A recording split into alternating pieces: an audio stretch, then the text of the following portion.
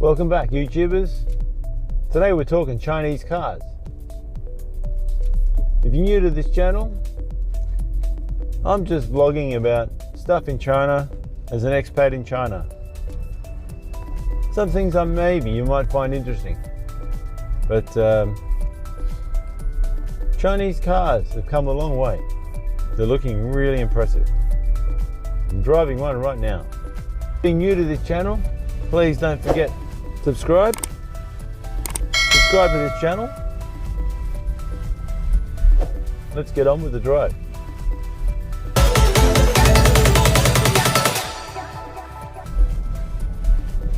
You know, after coming to China, I had the chance to drive all kinds of vehicles here. With so many options, initially when I first came to China, we ended up basically organising a company lease for, and we went the customary, most popular here, Volkswagen. There's many different models of Volkswagens here. Volkswagen's been here probably more than most, longer than most.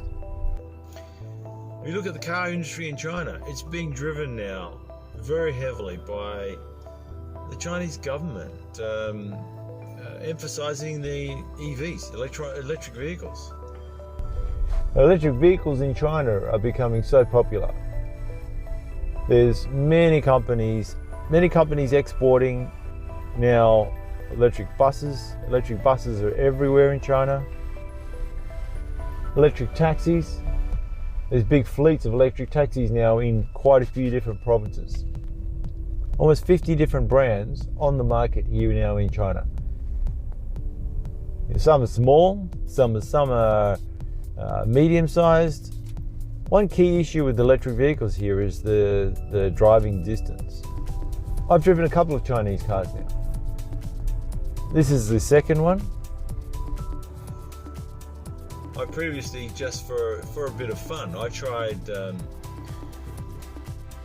one of the classic knockoffs in China.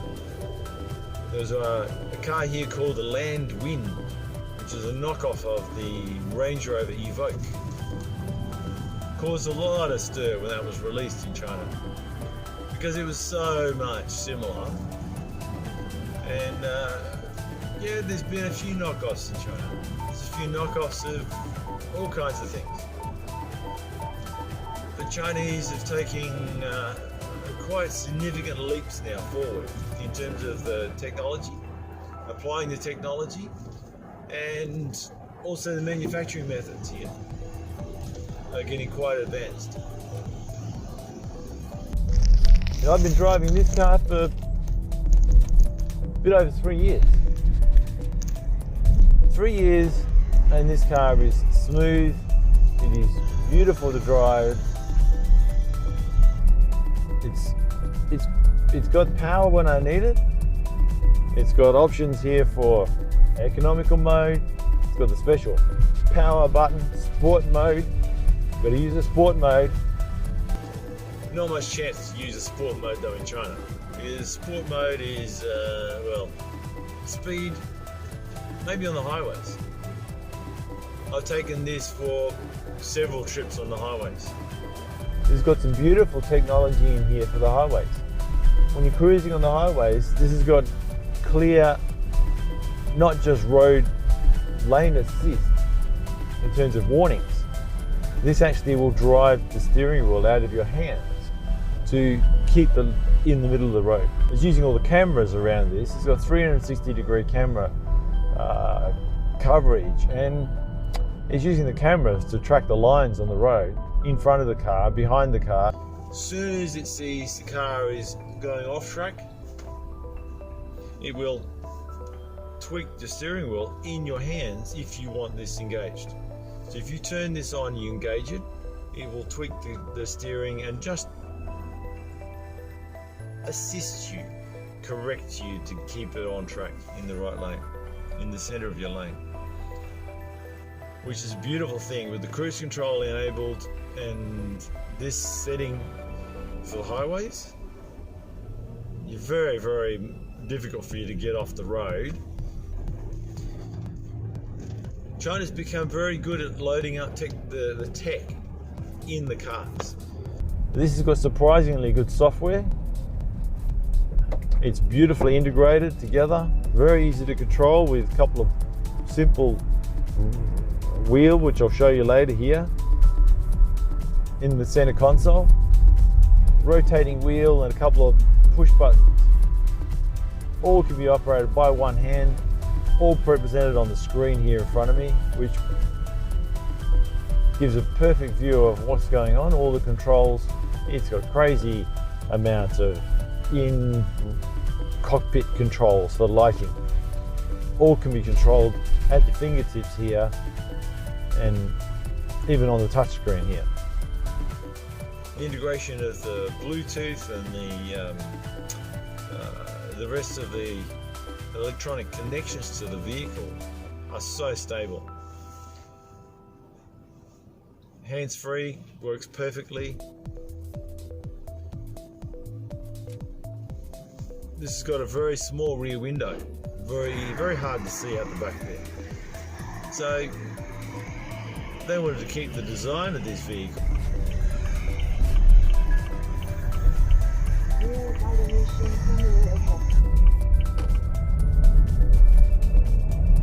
And the shape of this vehicle and styling, they wanted to keep this a particular design.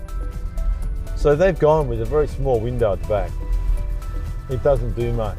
You can look at it during the day, but majority of the time you don't need to worry about it, because right here we've got an actual HD camera in the back that's on your visor, so you get perfect vision of the whole area behind you, better than you would if you used a mirror. No obstructions at all. I can safely say, so far, 3 years, 25,000 Ks. I've taken this on highway runs, I've taken it significant long trips, mostly around the city, and it's been faultless. It's still smooth, the door's still open and shut well, there's nothing wrong with it, nothing at all. The service and support has been awesome. There's been service at about every 7,000 Ks, and they do a beautiful job. And most of that's just a quick tweak. There's been a couple of software updates which have optimized a few things, added a few more features. But other crazy tech in this car, apart from the usual air conditioning, dual zone air conditioning. It's got like 12 speakers in the car, beautiful sound system with infinity speakers. Cool sunroof. It goes all the way back. The whole roof opens to get some sunshine in. And we've got a sunroof here, which actually opens up as well. It's a bit chilly right now, so I'm going to close it. Many designs in China now that have got very sporty designs, beautiful shape and style to them. I think they're starting to have their own flavour, their own feeling, because Chinese do have their own idea of what is stylish and what is sleek and what's sexy and what's not, and what's sexy and what's not. They've got their own taste here. You know, for many years, still to a large degree, if you've got a lot of money here, people prefer to buy an imported Beamer, imported Porsche Panameras are everywhere. You even find quite a large number of Ferraris, McLarens in this district we live in. We're in a small out-district of Qingdao of maybe 1 million people, and there's 2 McLarens living out here, which is crazy. But of all the options I've got here, now I've I've chosen this as electric vehicle. This is the next step in this vehicle's life. This is 3 years old now. They've since released a hybrid version, in the similar model range for this vehicle. This car is set to be fully electric. I think the fully electric vehicle is expected to be released in the end of next year. Not 2021, but 2022. And I'll be lining up for that, I think. I'm pretty sure. I'll be very impressed with this brand. This is a particular brand within the Great Wall Group. Great Wall owns the Great Wall cars that obviously some of you, if you're in Australia, you'd be familiar with Great Wall. Great Wall have been sending cars to Australia now for quite a number of years. We've now got in Australia Haval. Haval is also a very good selling brand here of a mid-range, mid-market, mostly SUVs, which is very, very well priced for the incredibly optioned, beautiful vehicle that's ticks all the boxes.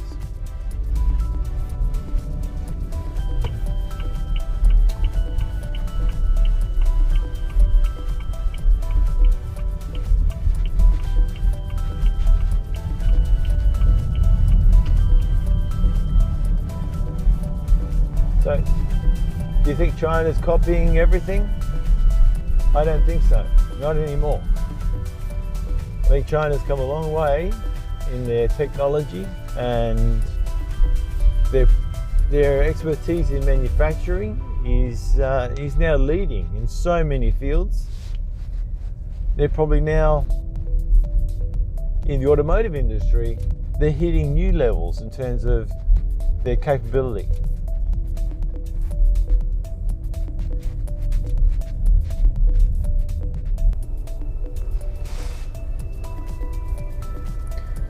All right, I hope you found that informative. Let's head off to work now.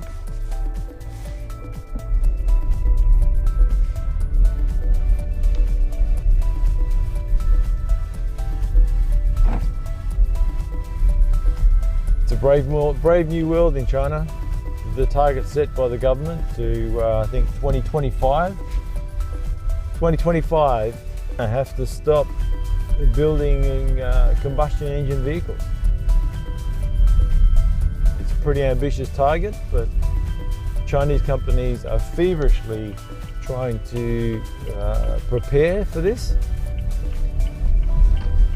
When the sales in China are 26 million annually across China, and the electric vehicle market is starting to mature in some ways here.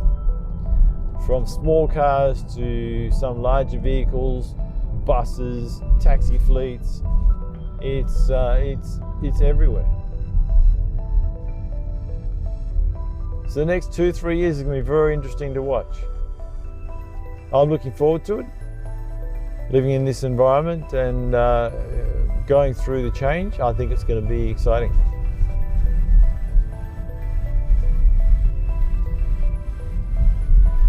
Alright, hope you enjoyed this video.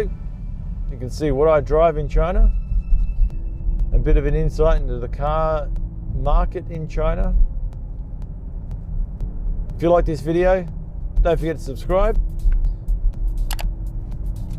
I'll check you out in my next one as I take you into more areas in China and show you what goes on in China.